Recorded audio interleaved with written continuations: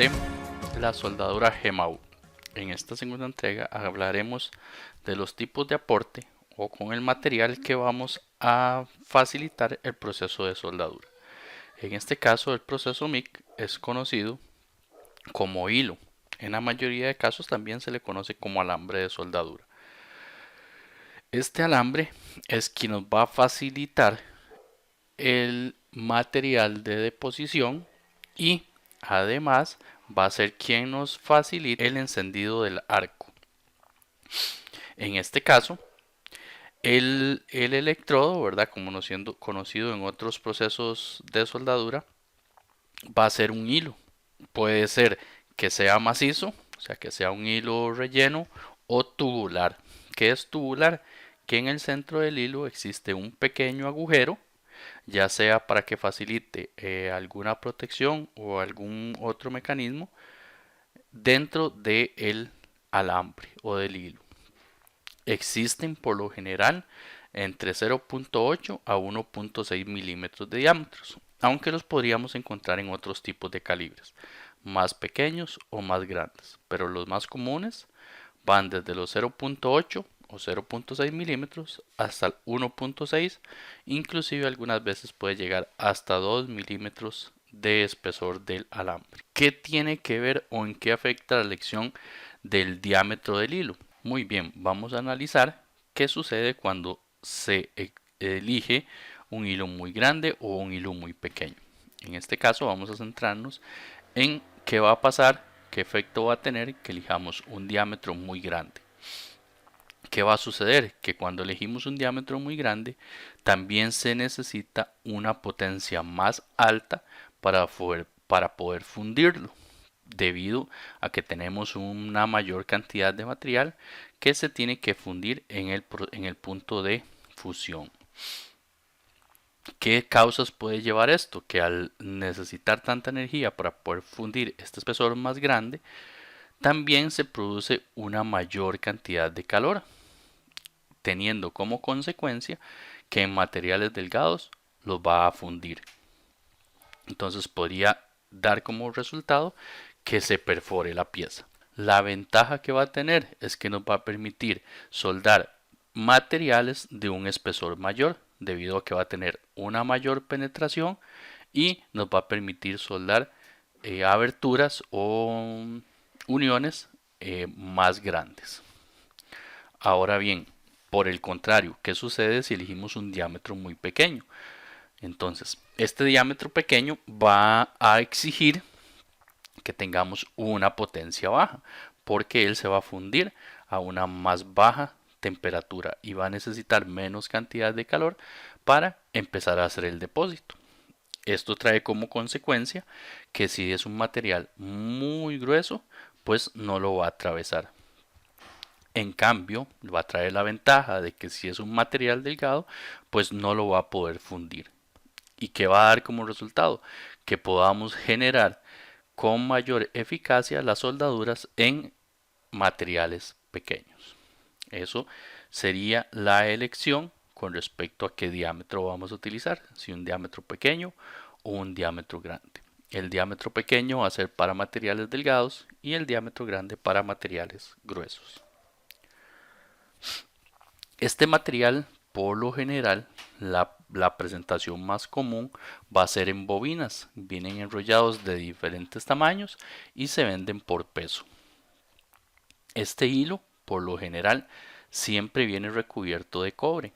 Esto es para que favorezca la transferencia de la electricidad en el punto de fusión, en el punto de soldadura, y también ayudar a disminuir la oxidación del material, que este no se vaya a arrumbrar como lo conocemos en el ámbito laboral.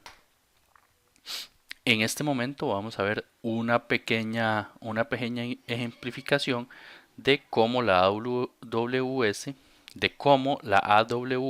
califica los alambres. Se utiliza una nomenclatura basada en números y letras para poder identificar los alambres. Vamos a ver solo un pequeño ejemplo de los más comunes para ver cómo es la clasificación.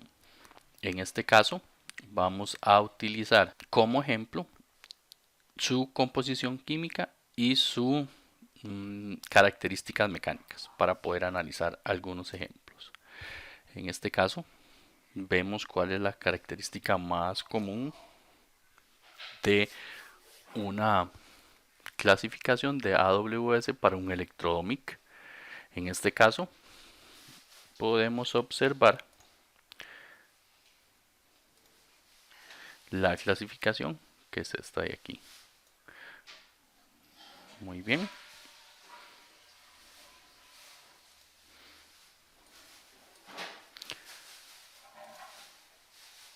¿Qué va a representar esto? La ER, ¿ok?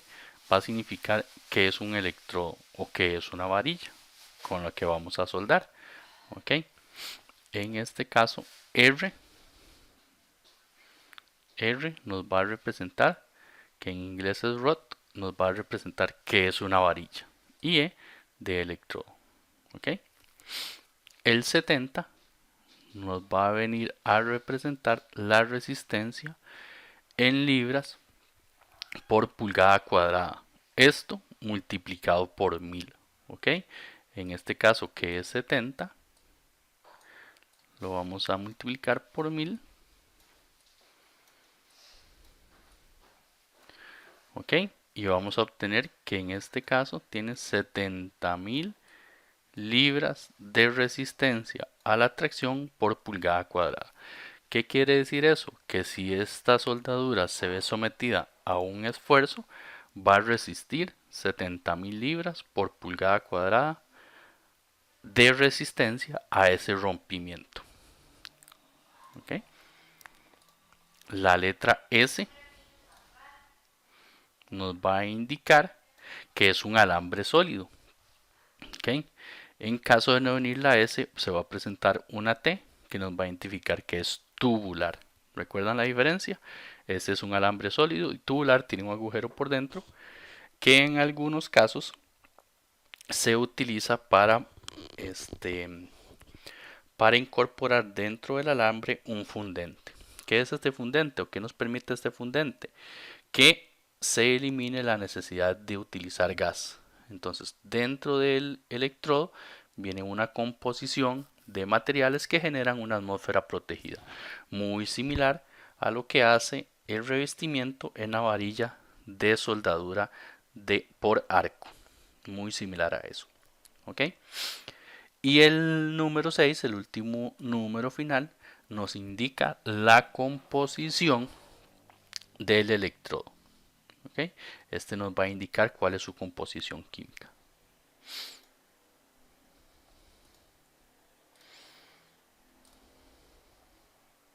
Muy bien. ¿Okay?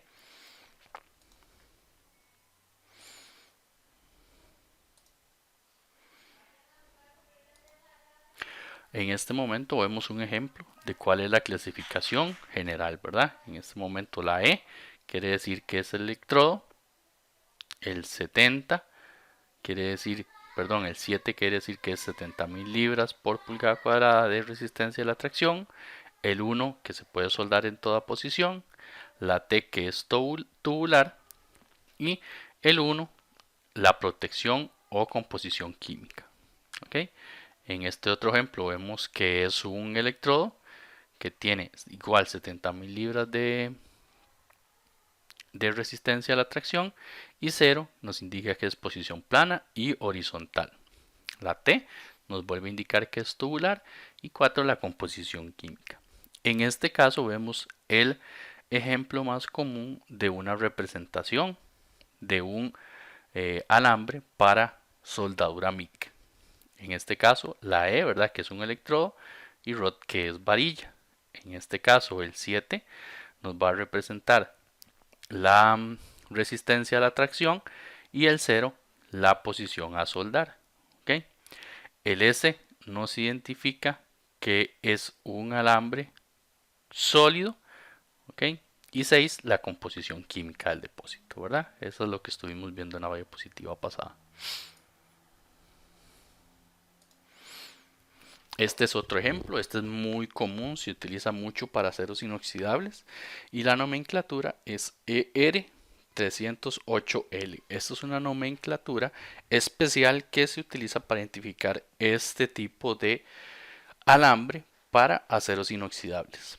Esta es otra clasificación, también en Costa Rica algunas veces los podemos encontrar con esta clasificación que se llama Indura, pero siempre tiene la base característica, ¿verdad? Que es 308L. Esta identificación es especial para aceros inoxidables, que nos va a identificar que es un alambre de acero inoxidable, que es de corriente continua con electrodo positivo, que va a poder soldarse en toda posición y que no tiene revestimiento. Además, ER nos identifica, ¿verdad?, que es un electrodo de varilla. ¿Ok?